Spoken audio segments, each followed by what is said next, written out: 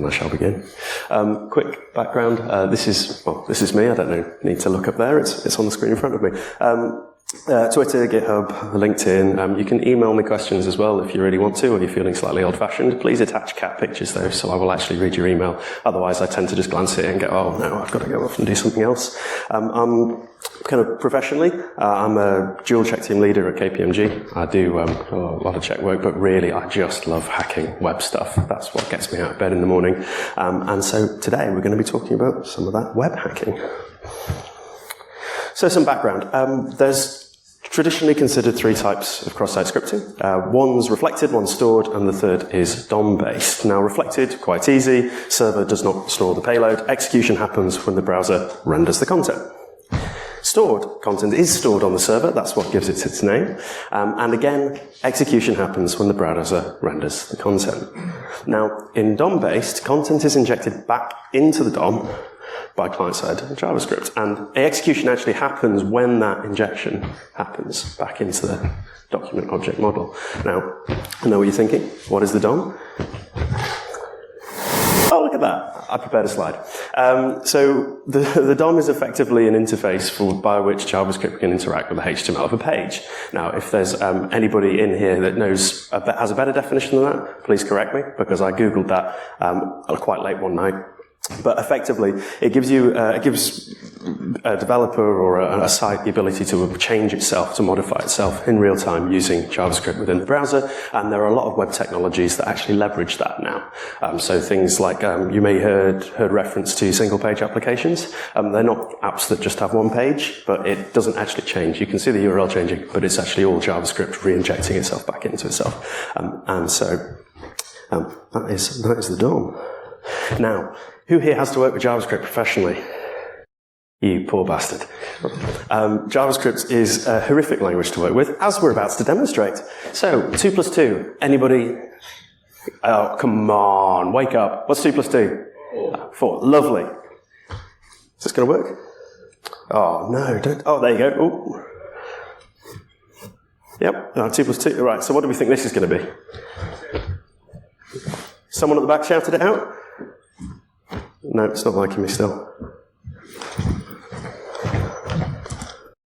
22. Excellent. Now, what about this one? Any guesses? 220. 220. Ooh. 20, but it's a number this time. Excellent. JavaScript's done some weird stuff. Now, this actually happens because of something called type inference. It's something that JavaScript does quite a lot of, but the point that I'm trying to make here is that JavaScript's really, really weird. It does a lot of really funky stuff, and it's actually quite difficult to tell what it's doing unless you really get to grips with it. Now, I do have some props, and I think those props are going to come in handy. Now, medicinal purposes. Aha! So, the best way to learn JavaScript is, of course, with... I got this signed off by a doctor, don't worry.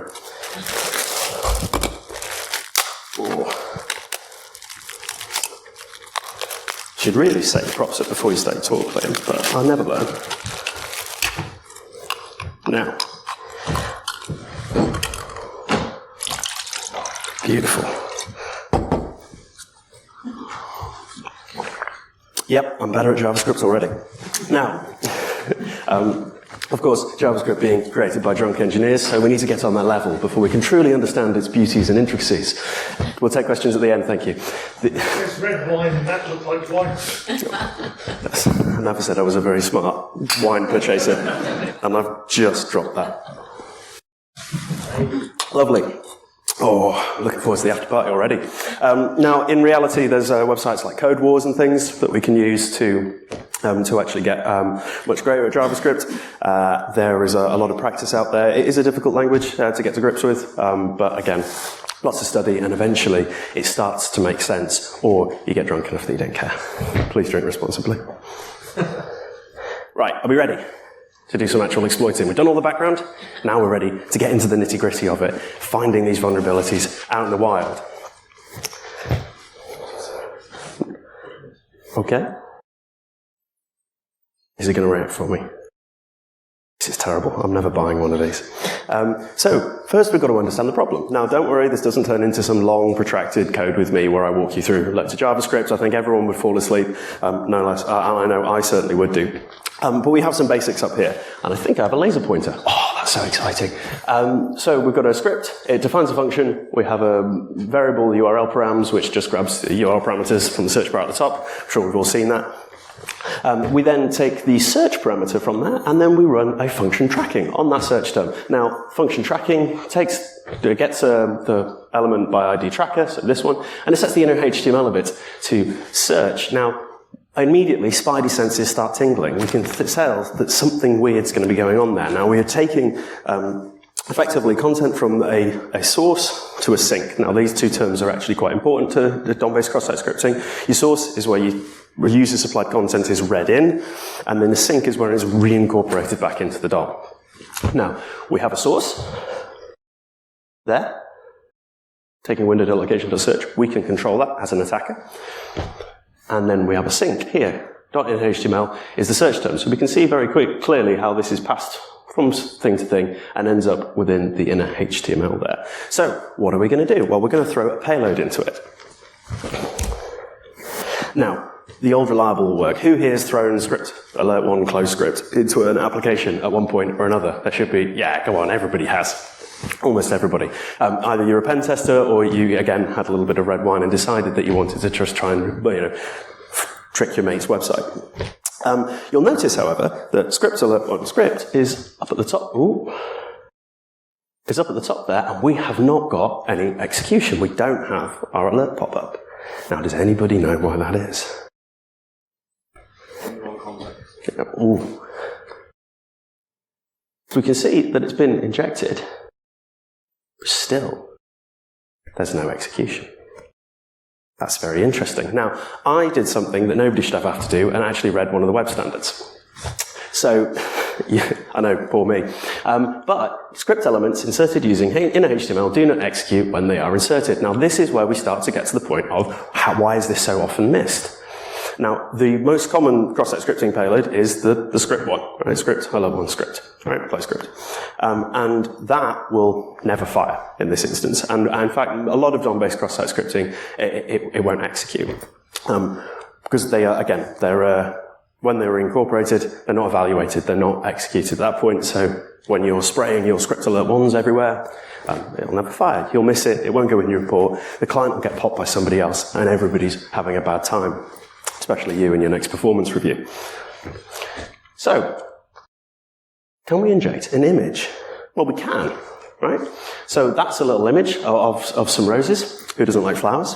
And I unfortunately don't have a split screen there of the actual HTML, but effectively that's image with a source, and that image source is pointed to a valid image. Now, we can do something really interesting with image tags. We can add event handlers to them. In fact, we can do this to a lot of HTML tags as well. So we can add, well, actually, go on. I'll throw it back out to the audience, seeing as you're all wide awake. What do you think? On error? Yeah. There we go. Lovely. So we can bang a little on error on there. So we invalid source. So when it reaches out, source equals X, tries to fetch X off the web server, X doesn't exist. Oh no, what do? We look at our on error handler, and it calls alert one, and then you get your execution. Now, obviously, if you're actually exploiting cross-site scripting, you'd do something a little bit more exciting than alert one. You'd go and steal cookies, or you'd compromise something, you'd inject a listener, whatever that is. But for the purposes of this, we've got our alert one. And that's pretty good. Now, as an aside, I did actually want to build a set of labs that had /x and /1 as valid images on a web server, but apparently I got called evil when I proposed that and banned from doing it. So, oh well. I'll have to save my evilness for another day. So, now we've discovered it, we've exploited it. What's another reason why it's so often missed? Well, as you can see here, we've got Burp Suite. We've got Burp Suite in dark mode, which is the only acceptable way to use Burp Suite, and I see any of you using it in light mode, I will not hire you. That is a hill I will happily die on. Now, we've got get challenge 1, image, someone's got eggs, on error is alert 1, yeah, we're all very happy. But when we search for that, we get no matches. So, who here's used fuzzed for cross-site scripting using an intruder attack? Right, so you go through it, you fuzz for your payload, and you tick, does payload appear in response? Well, it doesn't. Now, that's a bit interesting because that's the same request, you can see /challenge1 there, that we just got execution for. Now, if you'd rendered that in a browser, you followed it all through, you do get cross-site scripting. You do have a valid finding. But if you'd just done it using this kind of primitive scanning, you would have missed it. And in fact, that's what we've seen time and time and time again. Is people do miss this. Even very good testers who I have a lot of respect for miss it because this happens. This is a strange interaction people aren't necessarily used to seeing. Right, so we've just gone and we've defeated our very basic DOM cross-site scripting issue. Now, that very basic one, you do occasionally see it in the wild. I know people are still building apps like that, but you can't, it's a lot rarer, right? We're not used to seeing examples that are quite so basic. So we're now going to try and beat some basic protections. Somebody has thought, I know that trusting user-supplied content is bad. I know that reincorporating it back into the DOM is also bad. So I'm going to try and defeat some of those nasty, evil hackers. This clicker's still not working. There we go. So, we're back to this. Now, we can see we've got our function again. We can see we're taking our search parameters, our search term, passing it back to tracking, and then there's a big eval thing. You'll notice, however, that our search term is encoded. We run encode URI on it. Oh dear. Fooled us. How on earth are we going to be able to beat that? He said, somewhat sarcastically. Now, I noticed, I think the gentleman at the back was actually solved this lab shortly before we sat down here. So, I will not be calling on you to answer any of the next questions. Surely, we can call x on error equals alert1, right? If we go back, oh, for goodness sakes, because that will slot nicely in there. Source will resolve, source equals x, space on error equals alert1. Our image tag's valid, it then gets re-injected, we have our payload. Hey presto, we have cross-site scripting. It's all very exciting. I haven't started swearing yet though, because we haven't got to the really exciting bit. But, what does encode URI do? It encodes the space, thank you. Goodness gracious. We have been serving coffee here all morning. I'm going to need a little bit more gusto out of you for the next bit. Right, so what does encode URI do? Lovely, thank you. Right, it encodes the space, and that cocks the whole thing up for us. We don't get our execution, because then the browser effectively interprets this as just the source. It tries to call out to there. It does error, but there's no event handler, so we're all incredibly upset about this.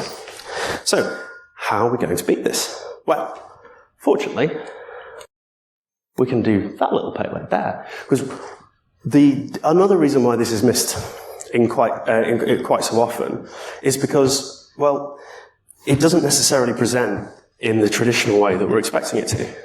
You can see that there's no tags in that. In that payload, there's no tags. In fact, there doesn't really seem to be much of anything at all. And so, when you're scanning for it, your polyglot payloads will probably fight this, if you're using them. But if you're just scanning a load of tags, none of them are going to fire. This isn't going to work. So, why does this work? Have I remembered to put that slide in?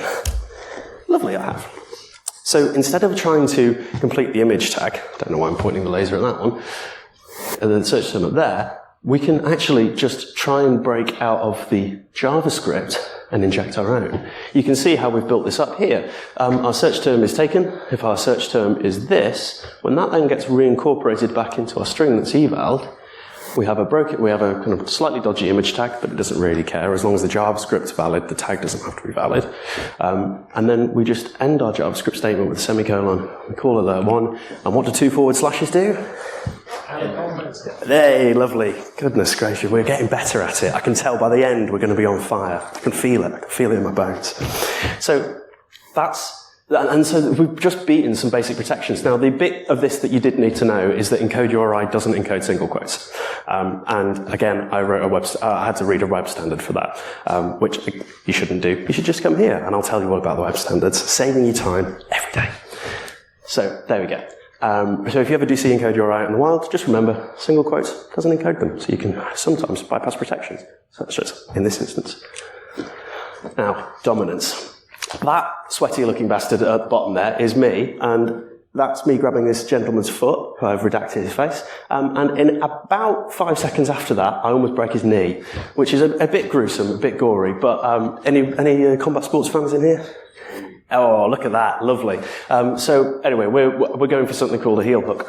The point I'm trying to make here, though, is for the pen testers in the room, or the people who want to be pen testers, there comes a point in your career after you get your first job that you start to be measured on your ability to find interesting vulnerabilities. Not just the number of them, but also the cool ones. Don't get me wrong, if you start missing things like cookie flags and, not having the correct version of TLS, your boss isn't going to be happy, but they're also probably not going to remember you or put you or rank you very highly if you don't start finding some of the cool stuff. Now, that's one of the unfortunate parts of our industry. I think that potentially it's not the greatest part if we're trying to move pen testing away from hacking and more into an audit kind of focus, which I think the industry is moving in that direction. We probably shouldn't have this attitude towards it, but ultimately we do. If you don't find cool stuff, you won't be remembered, and you may be overlooked for promotions and such like. So mastering vulnerabilities like this becomes very important when other people start missing them. Specifically, it makes you look really good to your bosses. It also makes you look really good to your clients. There has been a number of pretty high-profile instances. One that I'm going to talk about in a second. Actually, you know what? We'll talk about it now. It brings the point home. There was a very large business, multinational business, and they have a flagship product. And we were tasked, myself and a colleague, were tasked at an old business that I used to work for of testing this application. And it happened that this application was vulnerable to cross-site scripting, DOM-based cross-site scripting. In fact, of the labs that I release, it's actually challenged. The only real-world challenge is based on the situation that I encountered there. Now, it did take me 7 hours sat in front of this thing, just chasing this one vulnerability before I actually managed to pop it. But pop it I did. And that had been missed by, that functionality had existed, because we went back and asked them, had existed in 10 years, for 10 years within that application. It had been missed by bi-yearly tests by every business for 10 years. Now, as you can imagine, I walked out with a big smile on my face and called my boss up and went, "Hey, you'll never guess what I did." I didn't get a promotion, but he did buy me a beer. So you know what? We take victories where we can. But again, that's just kind of brings you back to it. Learning how to do these really niche vulnerabilities, or really understanding it after having built out that baseline, making sure you are, assessing and catching all the security kind of best practices, will make you look a lot better and will start to accelerate that career. Now, the reason why I'm on the purple track, can we fix it? Yes, we can. Are there any developers in the room? Oh, lovely. Excellent. I don't envy you. I was a developer for about 6 months, and then I was asked to step aside because I was much more interested in breaking stuff. But really, thank you for doing the building things. I enjoy the breaking side slightly more, but we can fix it. Basically, don't trust user-supplied input. Now, that's something that everybody's always said for basically forever. You can, and unfortunately, you do have to use user-supplied input, right? Otherwise, your applications would be quite boring. Imagine a banking app that didn't let you put anything into it. It would be pretty useless. In fact, it could just be a book. Now, so you do have to trust it, but then you can encode it. Now, just encode everything. If it's received from a browser, try and encode it. And then this gets slightly more difficult when you're using like JavaScript and things like that, but there are some reasonably good libraries out there in JavaScript that will do a lot of your escaping and character encoding, with the slight caveat of we do that wasn't English, we'll try that one again. We do quite regularly find bypasses for them though, so don't trust it. Don't ultimately, you can't trust it all the way through, but they are better than not having any protections. And as with a lot of security, most of it's about slowing people down and stopping them. If you can't get it with a NICTO scan or a nuclei scan, then a lot of people are going to stop there. And if somebody is a bit more dedicated, well, then you have to build up your protections and stuff like that. But you can stop it. A lot of the remediations for them is just the same as your standard cross-site scripting. It's don't trust user-supplied input, and try, and for the love of God, don't read user-supplied input into URLs, because that ends really badly. some resources for you all. Now, who here now, after this, wants to go and learn about DOM-based cross-site scripting? That is more than I was expecting. Lovely. So, there's some resources on the screen. We've got Portswigger. Everyone knows who Portswigger is if you've ever hacked a web app. They are the goats of it. Gareth Hayes has some really interesting research on this as well. Gareth Hayes, a personal celebrity of mine. The labs, some of the labs that we do have a bit of time. The labs that we're going to do a bit of a live demo of now, are on the github.com or my GitHub, Grey Rose, DOMinica. Download them, you can spin them up. It's a simple Python web server. There's codewars.com if you want to learn about JavaScript, and they have some really cool, it's a belts-based system. But again, when I was revising for my first CSTL app set, I did a lot of Code Wars challenges. And it really helped me in that. It just, again, gives you some weird, interesting ways of thinking that allows you to kind of more accurately interface with JavaScript, which means that you can do some cooler things with it. And then the xsse.uk, the DOMinica labs will hopefully be transposed to that at some point in the near future. It's not very well known about, but it's effectively a load of kind of XSS-based CTF thing. And you get some points for it. There's a leaderboard. So if you do really well, you can get to the top of the leaderboard and screenshot it and put it on your LinkedIn profile and feel very good about yourself. Right. Who here wants a live demo? Excellent. That was the correct answer. Right then. So here's what the DOMinica labs look like. Can we all see that, or do we need me to zoom in? Yeah, okay, cool. We'll zoom in anyway. So can somebody pick a lab from the easy or the medium? And don't click. Lovely. That was the one that people picked last time as well. So clearly it's the namings will work. So the lazy developer here was me, so no offence. But some lazy developer left an auto-clicker in here. Oops. Now, again, this isn't necessarily the most realistic example. People tend not to leave auto-clickers in their applications, but it does help to kind of ram home the point that I'm trying to make. So, let's have a look at the JavaScript. This is the bit, normally, where, can everybody see that, or do they need me to make it bigger? You see it? Lovely. Oh no, we've got some shaking heads at the back of the room. Right. Let's, can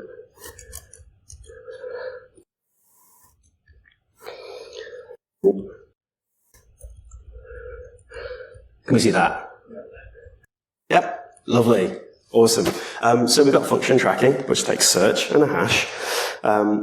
It gets sets the href of the ID of an element with the ID tracking to the search parameter, and then it clicks on whatever's passed in as the hash parameter. Now we can see here on the screen that search term is the same as the other ones, so window.location.search, URL parameter.getSearch, hashed equals windows.location.hash.slice1. Who knows what that does? Yes, mate. Places it on the hash after. Absolutely, thank you. So that'll grab whatever's after the hash, basically, after the hash up there, and then it calls tracking, and we've just discussed what tracking does here. So, any ideas on payloads? Bloody hell, that was awful. So let's try something. I really hope this hasn't been cached. Oh, it hasn't. Oh, that's good. So let's try searching for test. We can see in here the href's been set to test, and that has been clicked on. There shouldn't be. Oh yeah, reading click. Doesn't know what to do on that. So what we're going to do here is hrefs, really interestingly, are actually vulnerable, or you can inject and execute JavaScript from within them. There's a series of valid protocols. We all know about HTTP, HTTPS, but there's a few others. There's FTP, things like that. There's also JavaScript as a protocol. So now we can say JavaScript alert 1. Now, is that going to work? No, unfortunately not. It is evaluated, but we need to have a bit of user interaction. Now, fortunately for us, the user interaction is my lazy coding has left an auto-clicker in here. So it's called tracking, I think, or it's called tracker. Let's call that.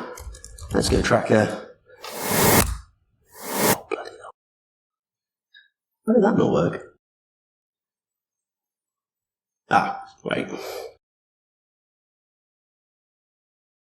Occasionally, hash changes aren't quite calculated properly, but there you go. So we have our execution, and that's effectively that's the methodology for it. We found our source, we found our sink, we followed it from source to sink, and in this instance, obviously not the most realistic, but we found a way of making it execute. Now, really interestingly enough, who here has used Burp Suite?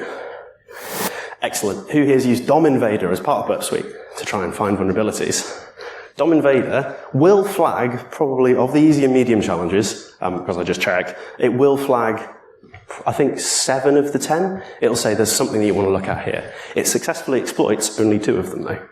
So you do have to have a bit of a better understanding of how to craft your payload and what that sort of thing looks like. Right then, let's go back to here. Do we have any questions? Yes, mate. Yeah. When you're using your methodology for finding this, especially on the app you mentioned, testing videos, are you just happy leading through the DOM and finding these things, or are you using DOM Invader to find the sources and sinks, or much of it is, if any, is automatable, I guess? Some of it is automatable. DOM Invader finds some of it. So what DOM Invader does is it injects a canary token into the various sources and then it searches for it. You can actually do that yourself. So just come up with some, kind of button mash in the morning and then copy and paste that into all your search fields, check where the reflection is, check where is that being caught in the thing. You can also then do a kind of more global search to see where that has been injected, because normally there'll be like especially when you're talking about single-page apps, normally there'll be an API request, and it's in the body of the response of the API request that's then caught and then re-injected back in. So it does get a little bit kind of complicated, but do your own canary tokens, inject your own canary tokens, and that should be good. Any other questions? Yes, mate. Do you have any advice for doing minified JavaScript or big JavaScript grammars and things like that? So it's nice when you read that, that's obviously what it's doing. If you try and follow that in JavaScript, when it's like A, B, it's a bit trickier. Yeah, advice for minified JavaScript. Good luck. You'll need it. It's difficult. There are some reasonably okay JavaScript deminifiers that you can use. Of course, it depends on the sensitivity of the test. You obviously can't go copying and pasting like JavaScript from private applications into public tools. But there are tools that exist that do that. There are some offline ones as well, I think, that can deminify it. VS Code will pretty print it for you, so you don't actually have to try and read one incredibly long line of JavaScript, and that can be a bit better. You can do pretty printing is also enabled in the DevTools as well, so you can use the DevTools. You can set breakpoints and things in there as well, so you can test yourself. It's a lot more kind of browser focused. Any more? No?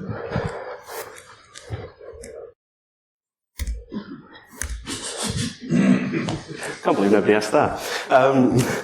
Lovely. In which case, if there's no more questions, thank you very much for attending, and happy hacking.